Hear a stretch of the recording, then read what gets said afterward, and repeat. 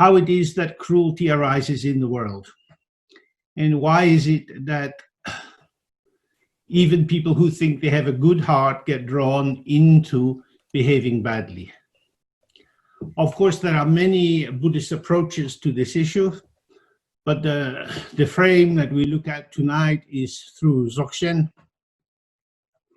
And in this view, all identifications of good people and bad people are simply another form of illusion. These are mental constructs that we have in our own mind. Of course, when we as people, as we take ourselves to be, encounter people behaving in a way which we think is not good, we tend to think they are bad. And we don't want to be bad, so we try to be good. This makes sense inside the humanistic framework of I am a human being, you are a human being, let's all try our best. So when we see tragedies of people being killed, of rapes and tortures, we wish that peace and tranquility comes into the world. But these good intentions are perhaps not enough. We have to really understand what is the ground or the basis for difficulties arising. So, from the Buddhist point of view, all the phenomena which arise from ignorance. Ignorance means ignoring something, not seeing what is there, looking the other way.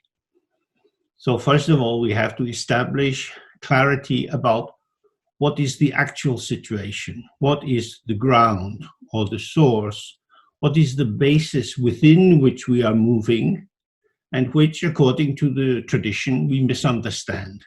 We misinterpret because we don't see directly how things are, and we fill that gap of not knowing with our own imagination. And this imagination is developed by our culture, through our education, school, and so on. And the more we adapt into the social requirements of our situation, we find ourselves believing in the true separation of subject and object. We believe in the organizing categories that we operate under, in which we attribute value to certain phenomena and try to not attribute any value to other phenomena. So our world becomes one of selectivity. And this is the basis for the arising of all the mental confusions which lead to bad activity. So I'll try to describe this in a way which is easy to understand. And then we can look at how ignorance arises. And then we can look at how it manifests in socio-political formations. And then we can look at how meditation can help us, to resist the intoxication that goes so easily with identifying high, low, right, wrong, good, and bad. So, as is set out in many, many books in Dzogchen, we have the ground. The ground or the source is the basis for everything. This is not something to be found somewhere else. The ground is present with us all the time. We are the manifestation of the ground. It's not that we have come down from heaven or up from some other place, but in this moment, immediately now, what we see, what we experience, comes all at once as the radiance of this field. This ground is not a thing. It is described as not being compounded. It's not put together by anyone. It's not a creation. It's not made. It's not therefore something which can be developed. You can't improve it, and you also can't destroy it. It's indestructible. It is there by itself. You could say self-occurring or immediately manifesting, but nobody does it. So right from the first day when you became alive as yourself, here you are, moving in a world. Maybe there's mom and dad, maybe brothers and sisters, there's shapes, tastes, smells, and so on. This is arising and arising and arising. And what we call my life is the movement of experience within this openness. When we're small babies, we don't have much of a conceptual matrix with which to organize our experience. But as we get older, we come into language, we start to go to school, and we then mediate the arising of the field of experience into its particularities according to our culture. The most important thing for us, of course, when we have experiences, whether happy or sad, is to start to recognize the mind which has the experience. The mind we have. Otherwise, we wouldn't know anything. But we know our mind through a veil or a screen. This is the veil of our thoughts, feelings, and sensations. What the mind as the illuminating function is, we don't see. We only see what is illuminated. And some of what is illuminated we take to be ourself, and some of what's illuminated we take to belong to the other, to the environment, other people, and so on. So part of our practice is always to find the mind itself. The mind itself we can understand as the ground of all experience. This ground is not something created by a god or by the activity of other people. It just is.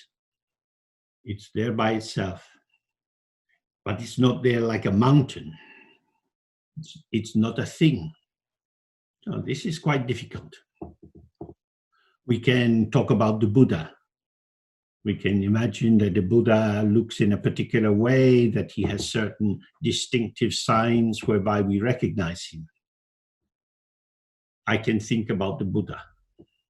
I can think about oranges. I, the subject, find an object that I can think about and ascribe value to. On that level, I feel I am competent.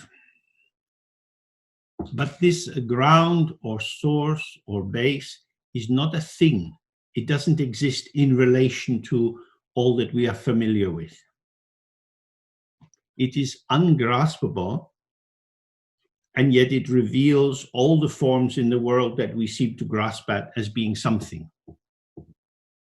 So we have this mystery. How can something come from nothing?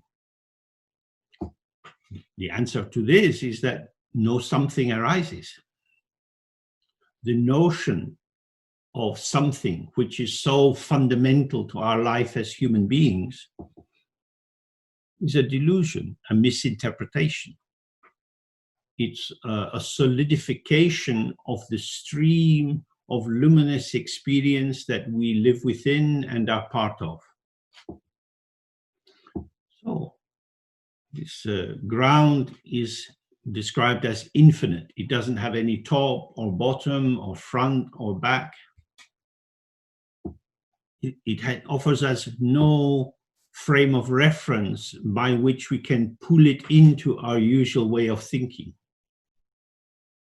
It cannot be described in language. Now, since we were small children and started to come into the ocean of words, we've been swimming there all our lives. Words give us the possibility of taking hold of experience. Words and their associated concepts provide us with a solidification of our experience. But the ground itself is outside of language. It's the domain of infinite silence. And it cannot be fitted into any category that we have. From the point of view of the ego, this makes it very strange and perhaps even irrelevant. However, it is also the basis of freedom. All the restrictions that we experience in terms of our physical bodies, our place in the world, are conceptually generated. Gender, race, sexual orientation, being considered good or bad, all these identifications depend on concepts. So if we can relax out of our fixation on the constructive capacity of conceptual identification, then we start to see the beginning of freedom from the prison which we create for ourselves as a defense against nothing. Something feels threatened by nothing. People fear death. They think, oh, I'm going to be nothing. I will be dead, and it will burn my body, and that will be the end. Dictators fear democracy, because if there are elections, then they can be voted out of office. Today I am the president, and tomorrow I'm just an ordinary person again. But I like being the president, and people like me being the president. And I feel I am truly the president. And in fact, I have elected myself to be the lifetime president. In this way, I will resist becoming nothing. So we can see how the formulation or the fabrication of the sense of having a true individual existence requires us to ignore or resist the signs of the impermanence of what we have constructed. The body gets older, we lose our strength. We might be quite competent in some areas of our life, but something happens and we are no longer competent. With a paper and pen, I feel personally very competent. But when I was looking at the computer screen and there's a little colored ball going round and round and round, and I press as many buttons as I can and nothing happens, then I feel very incompetent. As the Buddha said, all compounded things are impermanent. Whatever structures of our life we establish and build up, we find at a certain point that the environment around us has changed, the health of our body has changed, and our world starts to diminish. So this is the tension if we live in something as opposed to nothing. But this is how it appears from the point of view of ignorance. When we have a direct awareness of the open, empty ground, we find it is a field of luminous clarity. Everything we experience with our eyes is light. Everything we experience with our ears is sound.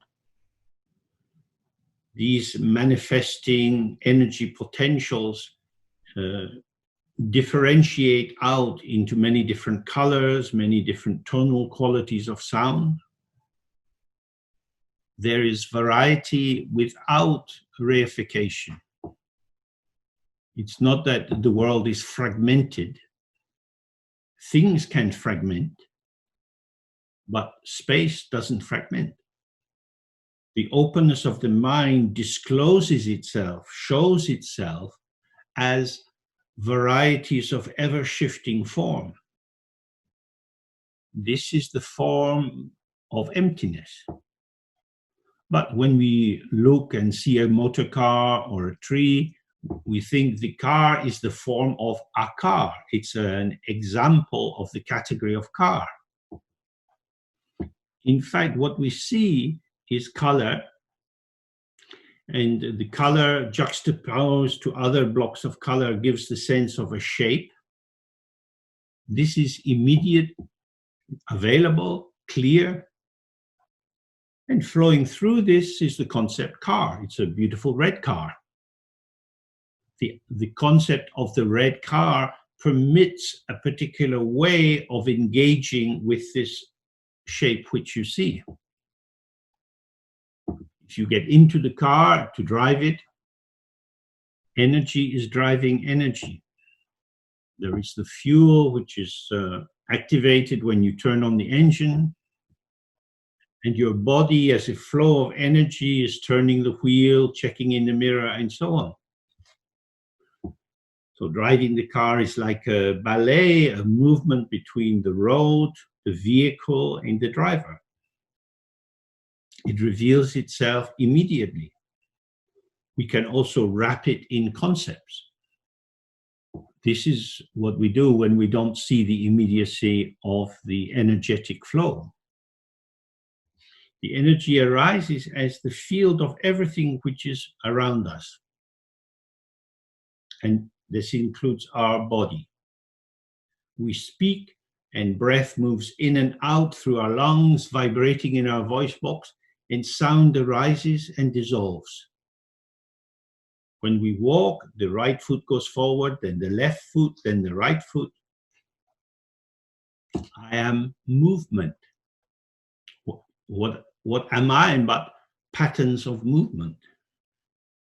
This is what is revealed when we look directly. But of course, we don't approach the world usually in that way. In the history of the development of human beings and animals and all the beings of samsara, the notion of our particular separate existence arises from ignoring of the ground. We don't become ignorant because someone puts a curse on us. We don't become ignorant because we are stupid or bad. Ignorance is a momentary vibration or quiver within this open field of lucidity, which creates a resonance which compacts into the sense of, oh, I'm here, you're there. As soon as there is me, there is you. You are not me, and I am not you. This seems obvious, as if you existed apart from me. But when I see you, the you that I see is the you revealed to me. So you, for me, is you as revealed in this moment, under these conditions. And the potential, which I call you, will reveal itself in different ways, different circumstances, with different people. There is no essential you. There is no essential me. Because our mood shifts, our energy shifts, our thoughts and feelings shift. Thoughts, feelings, sensations, these are movements. They arise and they pass. But I take them up as if they were ingredients for the structuring and shaping and reshaping of myself and my world. I take it for granted. I take it as a simple truth that I exist and I'm not you. But then if we look at I, me, myself, what are these defining characteristics on the basis of which I can claim a truly different identity from the one you have? We don't look the same. We have different kind of skin. I don't have so much hair now. I put on weight, so my shape changes according to circumstances. What is my true shape? You can look at photographs taken of me at different points in my life.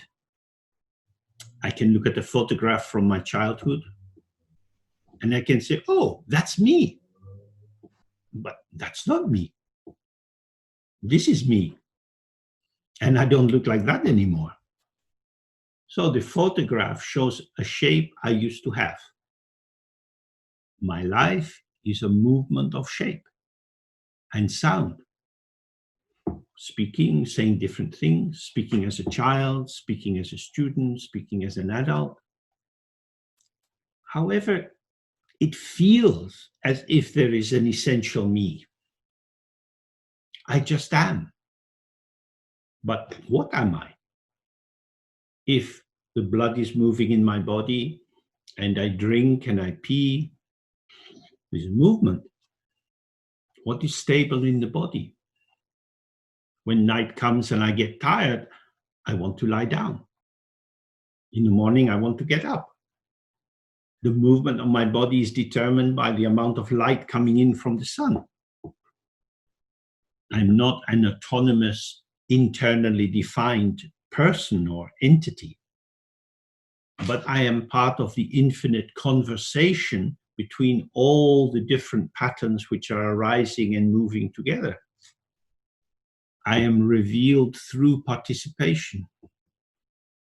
In this participation is possible because I am already a part of the world I participate in. If we reflect on our life, getting up in the morning, cleaning our teeth, making a coffee, and so on, we see that this is clearly the case.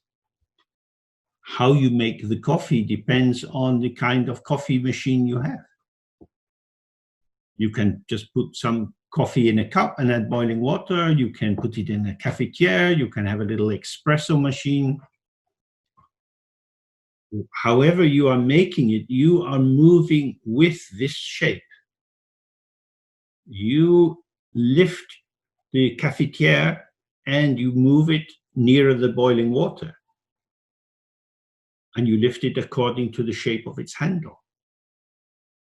You are both the servant of the shape of the cafetiere and the master because you appear to be the one in charge making the coffee. This is something we can observe for ourselves. It's not a great secret mystery. How you are in the world is an interplay with the other phenomena you share the space with. And this is always changing and moving.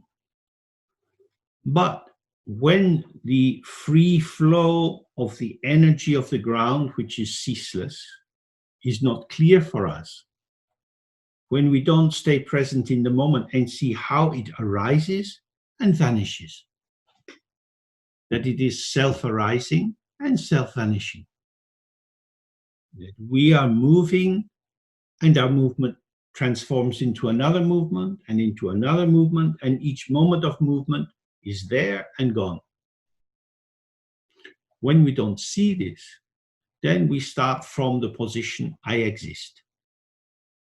I am the one making the coffee. I am the one walking down the street. From the point of view of Dzogchen, this deluded belief arises by not seeing the openness which you are part of. Dzogchen is a style of Dharma practice that we do, means the great inclusion. Everything is already included. It is the whole. There is nothing outside the mind itself. The mind is not my ego mind. My mind as the mind of James with the memories of James and so on is a movement within the radiant field of awareness. So the precision of what I take to be me is patterns of movement within the field of movement, which is inseparable from the open ground. But when the openness of the ground, the fact that everything is nothing, when that's not here, then it appears obvious, oh, here is something. I see you. I see the tree. Self and other. You are a thing. I am a thing. And between us, we have some movement of verbs, some doing. I love you. I hate you. I admire you. I feel contempt for you. In that way, how these two separate phenomena, self and other, relate is mediated through these interpretations of relative value. The first point, or the starting of ignorance, is the sense of something. It is that which always is, not as open emptiness, but as this thing, as like a movement from I to I am. And as soon as I am something. I'm happy, I'm sad, I'm thirsty. So I can have water, I can have tea, I can have orange juice. With the kind of culture that we live in, we have choices. There are many options available, and we can choose this or that. When I make a choice, I choose the orange juice, and you choose the tea. I think, oh, you drink tea in the evening, I drink orange juice. The differentiation on the object side brings a parallel differentiation on the subject side. The specificity of my shaping arises from choice. This selection is elaborated according to the concepts that we have available to us through the language that we speak, the places we grow up, and so on. When we see the birds flying in the sky, they don't have access to Portuguese or Spanish or English. But the swifts, which move so quickly in the evening catching small insects, they don't bang into each other. Their manifestation in the form of that particular bird reveals certain capacities not shared with pigeons or eagles. Each kind of bird seems to be just itself. It manifests according to its karma, which brings it into this particular form. And we have our form. And this is me. So I am like this, and I behave in this way. So I have these stages: not seeing the openness, experiencing the solidity and seeming truth and validity of somethingness, and that this somethingness has two polarities or pulsations. One is self, and the other is everything else, the environment, trees, people, and so on.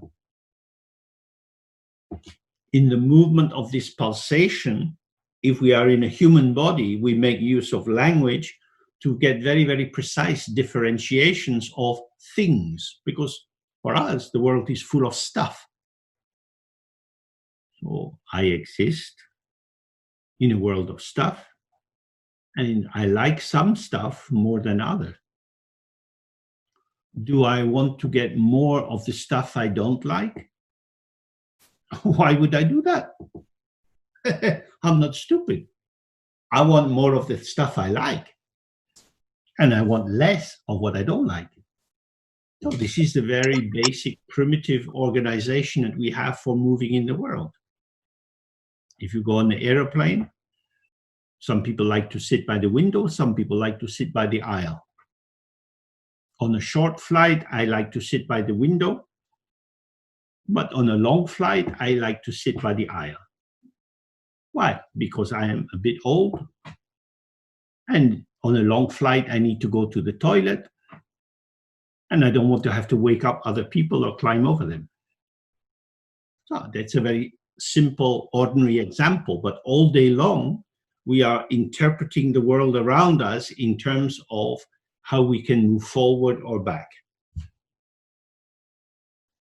And what is very interesting in this is that according to my disposition, my tendency, the richness of the potential of the field which is all around me is, even without thinking about it, revealed as pulsations of importance and non-importance.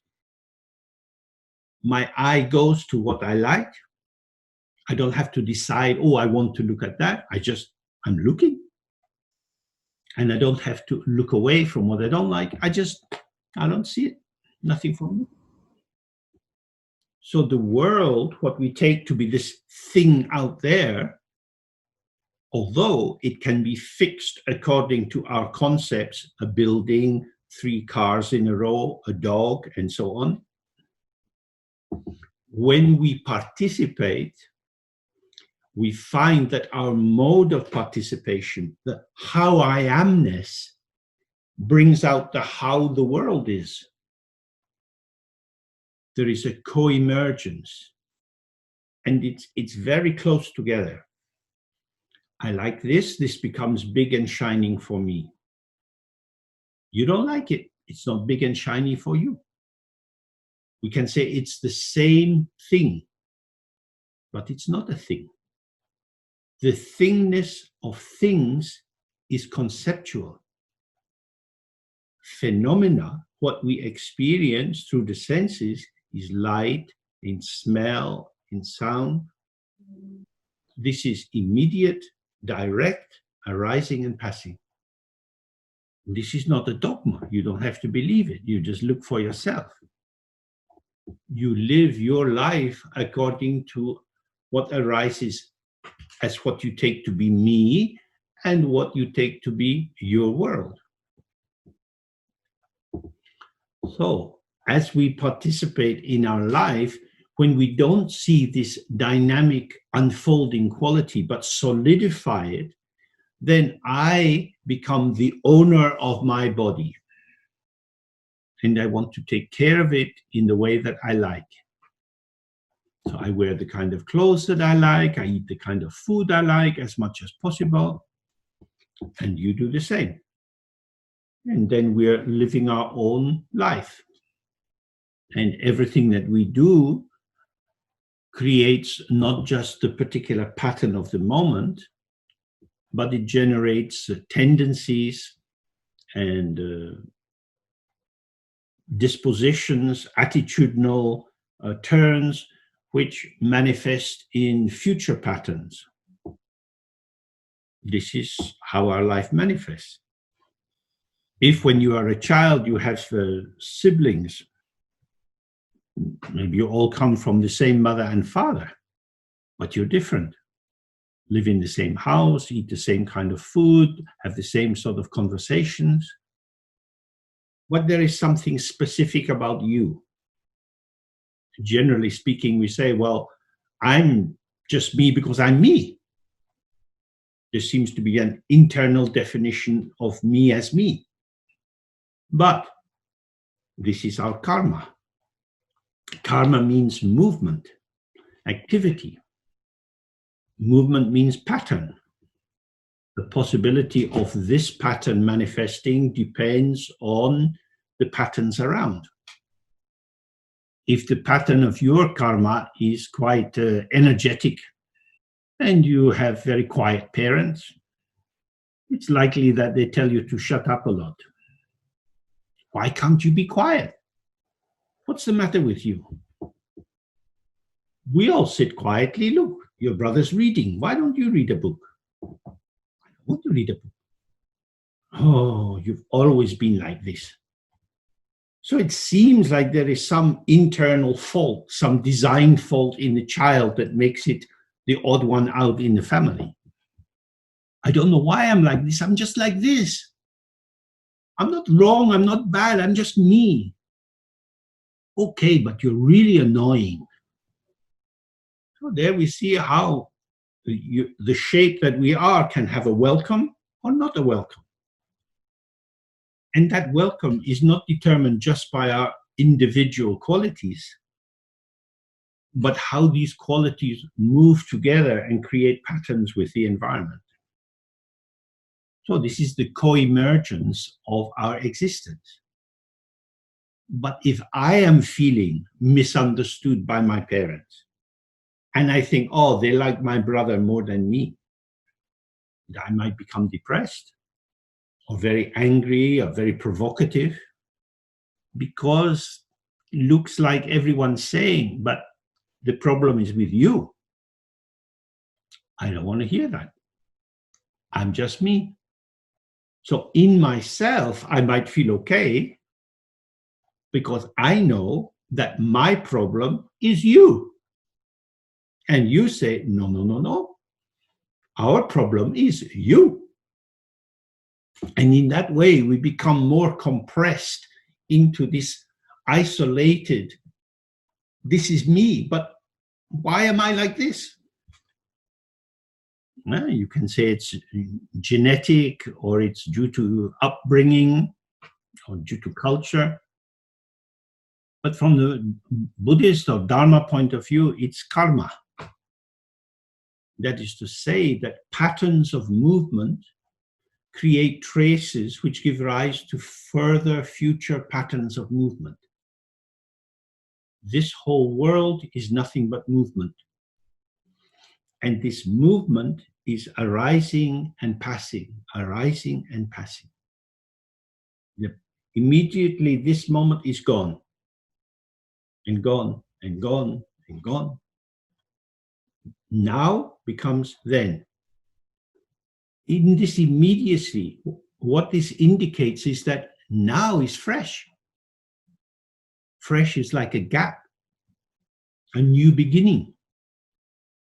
But if I link the past to the present, to the future, and experience these times as weaving together to create a frame across which my life is spread, then the formation of now is determined by the past, and the formation of now influences the future. So these are always our two potential readings. The ground of being, the ground that we exhibit from, that we are the showing of this open, empty ground, it is unborn. It's never come into existence as a thing. And we also are unborn. Or if you could put it another way, we are ceaselessly born and dying, born and dying. I'm this, and then I'm not. Fully this, and then not. What I am as this, which feels completely true, it dies, it vanishes. Oh. So what I have access to is this. I bring into this the burden of neurosis, patterning, and so on. The function of meditation is to help us to see that we are importing things we don't need. From the past, we bring in items into the present which don't really help. In particular, we bring in the idea of the permanent, fixed being me-ness of me. And the fact that actually everything in my life is impermanent, including my breath and the beating of my heart, is then very scary. I am vulnerable. I am like a house built of playing cards.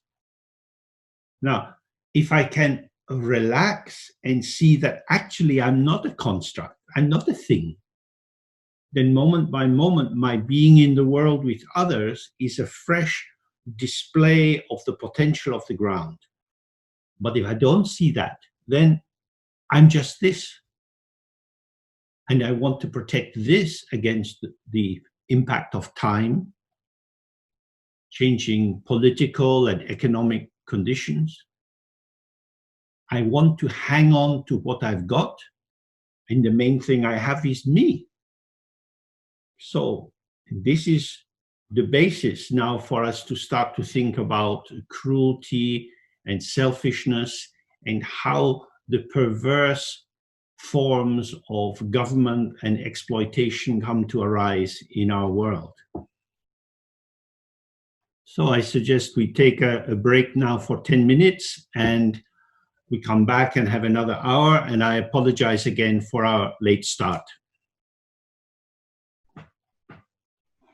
So Today we particularly look at the human condition, but the same can be applied to the other 6 realms of samsara. Cultures tend to operate along a spectrum of conflict and collaboration. We collaborate with some people, we take them to be our group, and then with other people we are more wary, we see them as competitive. Because once this solidification of the world into discrete entities, things which are separate and have seemingly their own internal essence, these forms in the world become resources. If I can add the items of the world to me and my world, I can become bigger. And if I can keep away the things which I don't like or which are dangerous to me, then I can protect this enhanced image of myself. And because of this, we see how our world is structured into these polarities: winning and losing, success and failure. And we see, oh, I don't want to be a failure, I'd rather be a success. And therefore, I need to find a way of working with the polarity of controlling and controlled. If I can control circumstances, then I can try to bring the good towards me and keep the bad away. Now, this is particularly true because I exist in 2 main modalities. I am subject. As a subject, I am alive, expressive, moving towards the situation. As the object, I am defined by circumstances. So, for example, with this virus in England, if I go to the shops, we have to queue in a particular way with big space in front of me and a big space behind, and they let you into the shop only when some people come out of the shop. So the government establishes rules and we are obliged to conform, to fit into that form. Whether I like it or I don't like it is irrelevant. If I want to be able to go into the shop and buy food, I have to do what they tell me. So I sacrifice my freedom to express myself in order to get something that I want. I have a delayed gratification. I have some unpleasantness now because I want to get this good thing later. I have to wear this mask over my face and come home and wash my hands a lot. I have to fit in. Of course, I'm also doing it for me because I want to keep my health. So I sacrifice some of my free subjectivity in order to protect the possibility of continuing as a subject.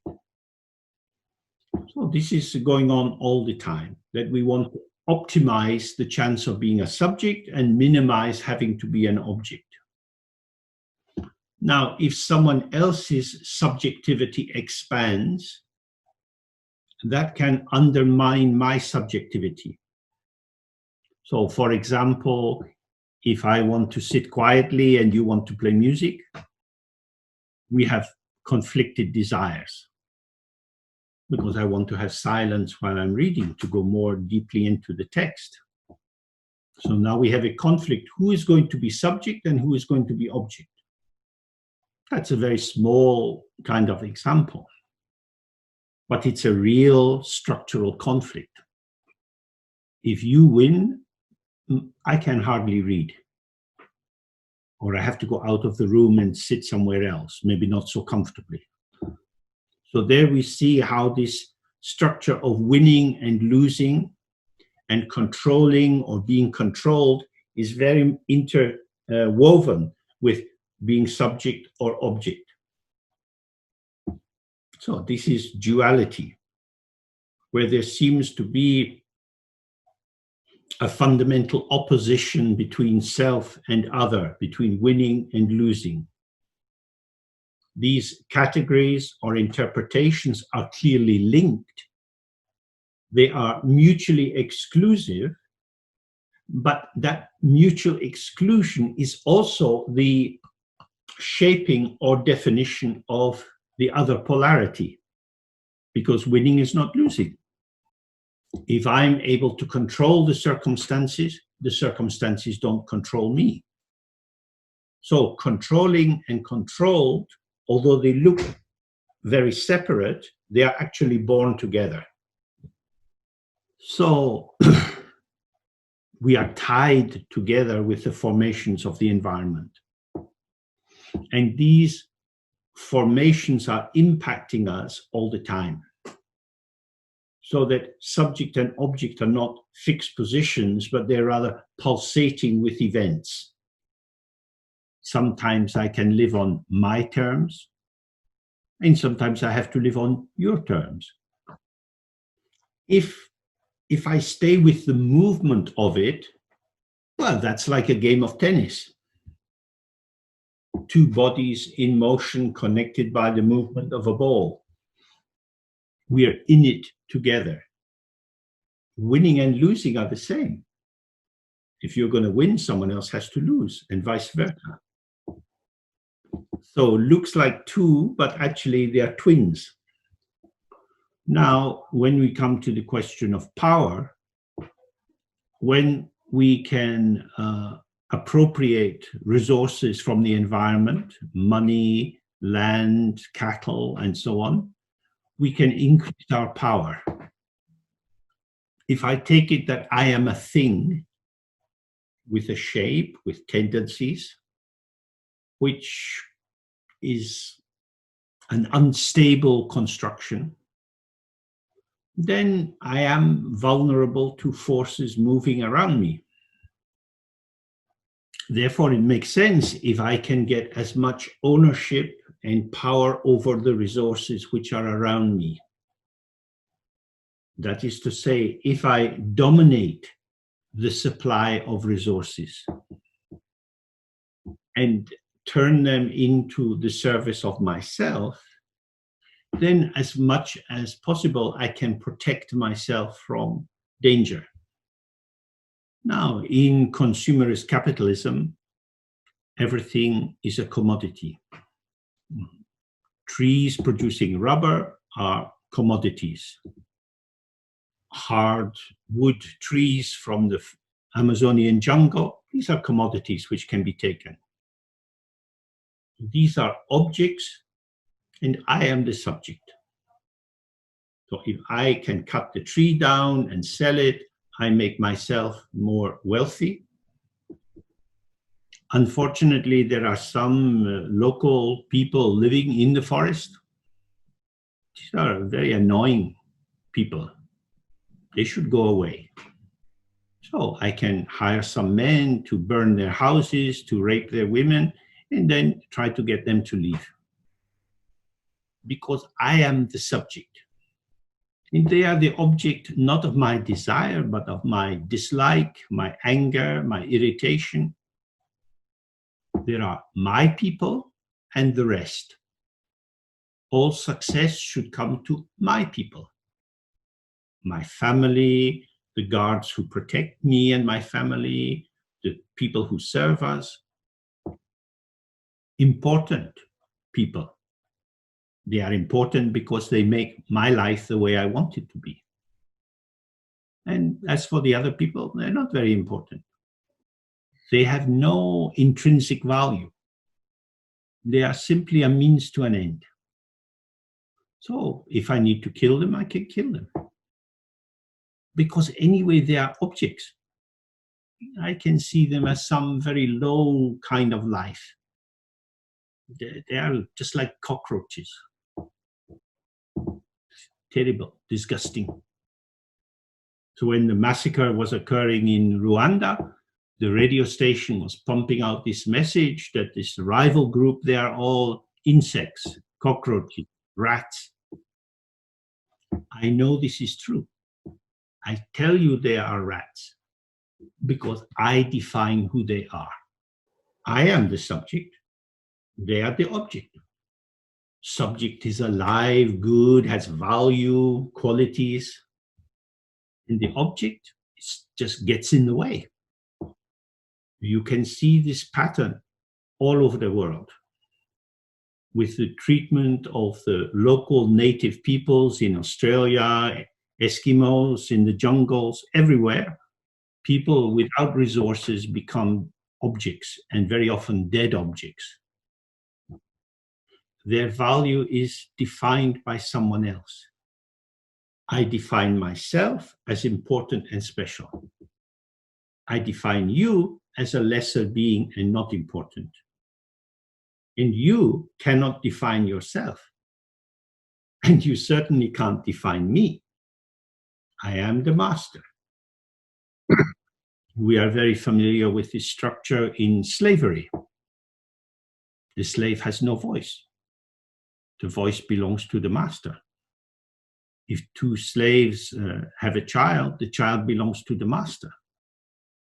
The slave is not entitled to own anything because it is property. So a human being is recategorized as if it were a dead entity. Not dead because we want to get the work out of the slave. But the slave shouldn't cause trouble, shouldn't complain, should not require much food, and should work very hard. And if the slave should protest, then this is a crime against categorization. An object is pretending to be a subject. I am the subject.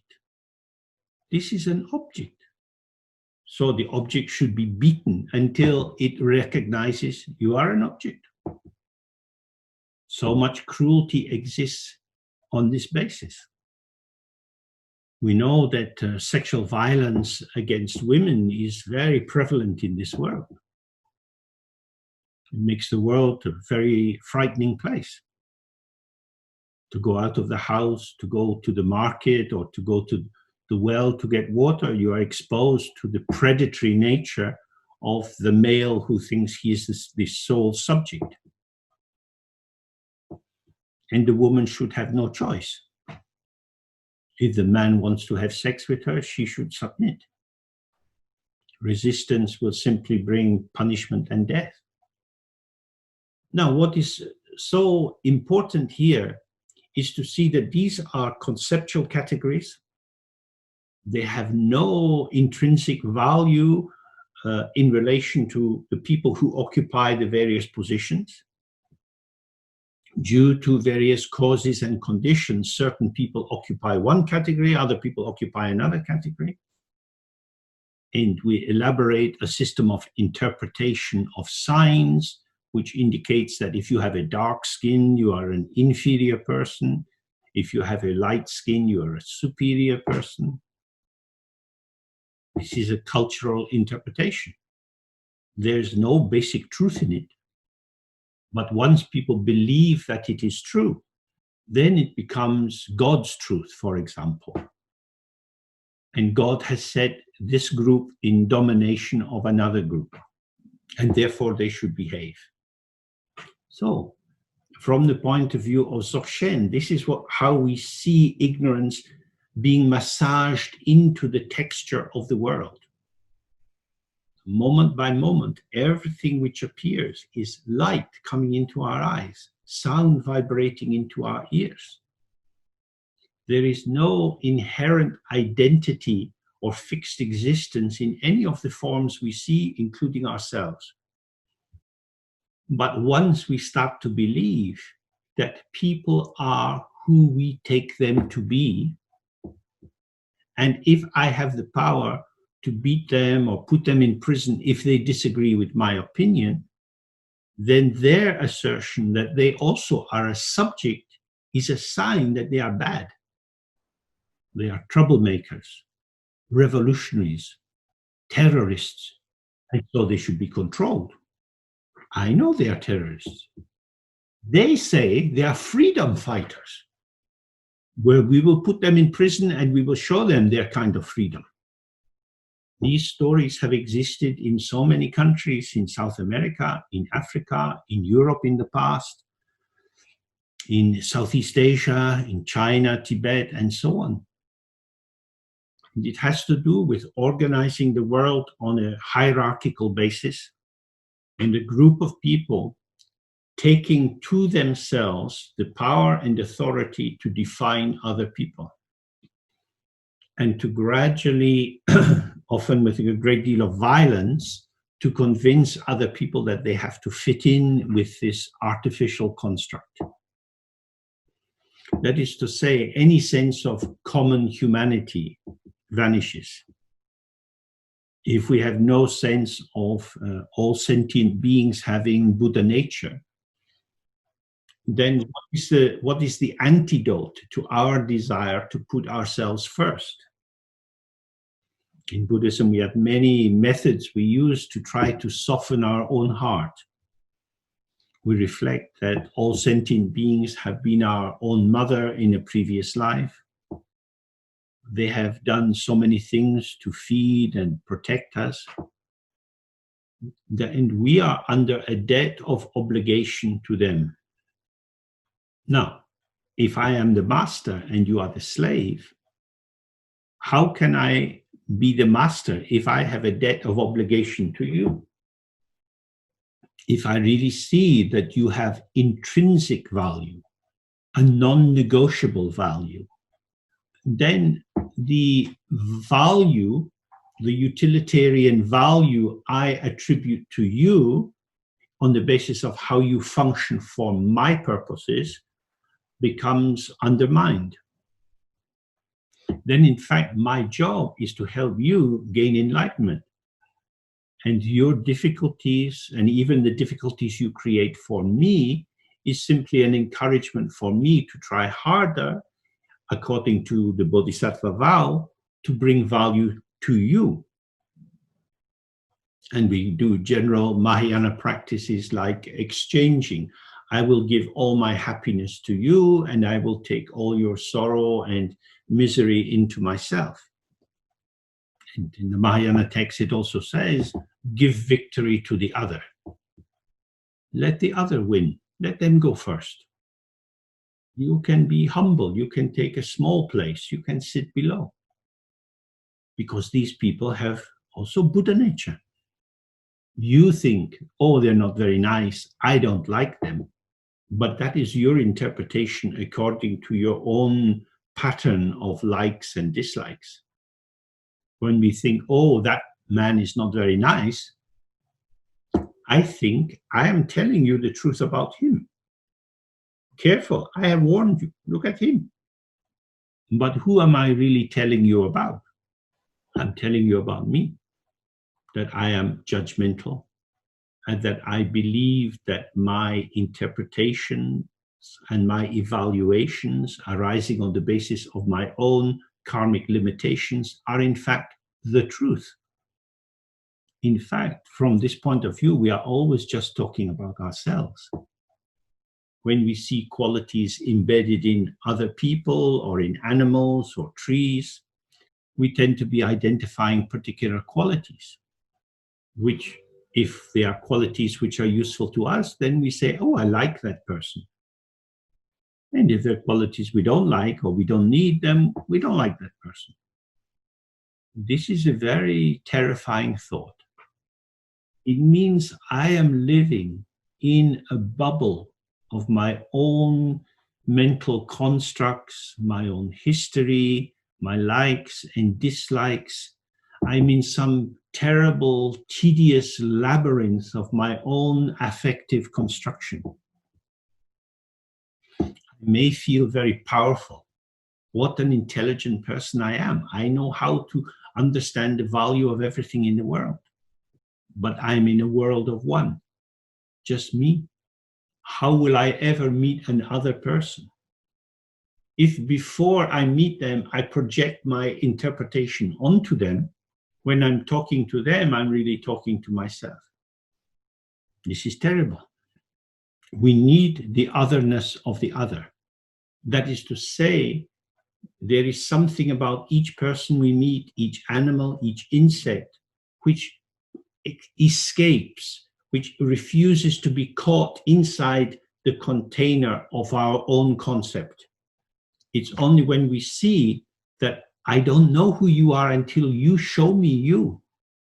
And in order to see what you are showing, I have to empty myself out of my prejudices, my judgments, and give space for the freshness of you. Because you have value. You have Buddha nature.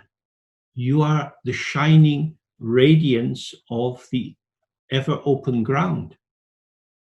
We awaken to our Buddhahood through seeing the ground which is open, and then we realize, oh, there are no fixed entities. There are no people on whom we can stick our label.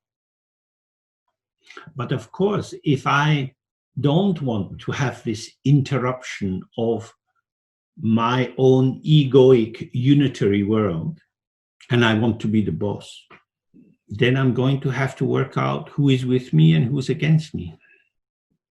You know, the basic formulation for understanding this kind of power is either you are with me or against me. And if you're against me, you're dead.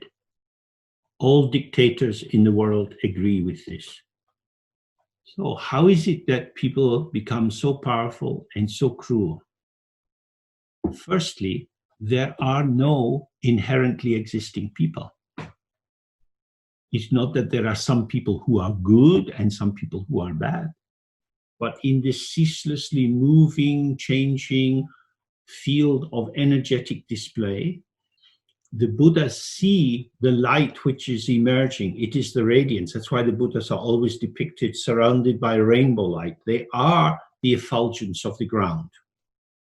If everything is light, then there is light everywhere. But when we come into duality, when we separate subject and object, then if light is a limited commodity, let me have more than you. And the way for me to get more light is to push you into the dark. So the people who like me can be in the light with me, and those who oppose me, they have to be in the dark. Whenever there is a coup d'etat and some general or colonel takes control of the country, firstly, they have the army with them, and they start to kill the soldiers who don't agree, and they seize the radio and television stations because they are the voice of truth. And anyone else speaking is the voice of lies. Listen to the new father of the people. He is your father. He will speak the truth. But don't stand against your father. He will give you everything: food, clothing, work to do. Do you want to be an ungrateful child? Oh, this kind of discourse is very well known. It is the shrinking of the majority of the population. They are foolish children. Maybe one day we will restore democracy. But look at the people. They're like children. You can't have children voting. This would be silly. This is what the British did in India and Africa. They always said, oh, they are not ready for freedom. And we, of course, are the ones who decide when they are ready for freedom. We see, we define, we judge because we are better. And if they can't see this, then they have to be punished. And in this way, you can see how small groups of people become the only subjects in the country. Everyone else is object. All money goes to them. Money comes in from international charities and so on, but it goes into the special bank account of the dictator, and it goes to somewhere in Switzerland. And the father of the people is the father of the country. In fact, he is the owner of the country. And so everything should come to him. So this is the basic structure of cruelty. When we see that someone else should be considered as an object, we deny that they are sensitive beings. And Because of this, we can deny that their feelings are meaningful, and therefore we don't need to be touched by them. Many years ago now in Argentina, when many people disappeared, many of the brave mothers of the disappeared went and stood every day in the square in the middle of the town. They hold a picture of their child, their young man. When you see a picture of this, it's so sad, it's so poignant, the tears come in your eyes. But the dictator is not touched by this emotion, because the tears of the poor, the tears of the women, the tears of the black people, the tears of the tribal people are not of any significance. And what we see here is awareness of the open ground, awareness of the light which is ceaselessly streaming as the field of illumination is invisible, instead of which the mind becomes dull and heavy. We become conscious of things and we attribute value to them. And we can control whether we respond to their situation or not. So, again, in Argentina, when they had the houses in Buenos Aires, in these residential areas, which were used for torture, then the screams of the tortured people, men and women, would ring out in the night and the day. Many of the people who were fighting against the regime were educated young people. So the dictatorship was using the screams arising in the middle class housing area to say, nobody stands against us. You may be educated, you may have some money, but for us, you're nothing. I have more power than you. I can put fear into you, but you can't put fear into me. So this is what we see with military regimes all over the world. If you fill people with fear, they become small. So this is how we see ignorance giving rise to duality, giving rise to subject is better than object. And then on that basis, the person who is determined to put themselves first can deny the integrity of a valid existence to other people. I don't care who you think you are. When you come into this house of torture, you will be naked, and your body has no protection from me and my friends. We are drinking, we are getting drunk, and we will enjoy with you, but you enjoy with us. Because this person to be tortured, to be raped, is no longer a person. There is no question of common humanity. Now we have to remember that the people who do this cruel deed are not intrinsically cruel. They have no inherent existence. They are patterns of energy which have come into a density and a twistedness which makes them dangerous. Just as you can have a great hurricane moving across the Caribbean, and when it's out at sea, it disturbs the boats a bit, but it's not so dangerous. But when it hits the beach and hits the houses, then it becomes really dangerous. It is situationally dangerous. In the same way, political situations change. People want to be on the winning side, not on the losing side, and so they become torturers. They're not all just psychopathic. They have various reasons turn people into torturers. It's a position that says, it's not a position of indifference, I don't care. It's a position that says, I care that you suffer. My interest in you is to make you suffer. So I'm going to be very interested in your body, where it is sensitive, what it is that frightens you. I will know you better than your own mother. So we have to see people, what we call people, how the mind in its identification with solidification becomes pulled into these power positions of hierarchy, winning and losing, defining and defined. Now, the patterns of people who commit terrible crimes and are going to manifest in suffering for themselves later, which is why our view is always inclusion. We don't say, may my people be happy and the other people not. We say, may all the people, all sentient beings be happy. May the people who have helped me be happy. May the people who have harmed me be happy. Because without equanimity, then we are pulled into this valorized, this energized positioning of good, bad, right, wrong.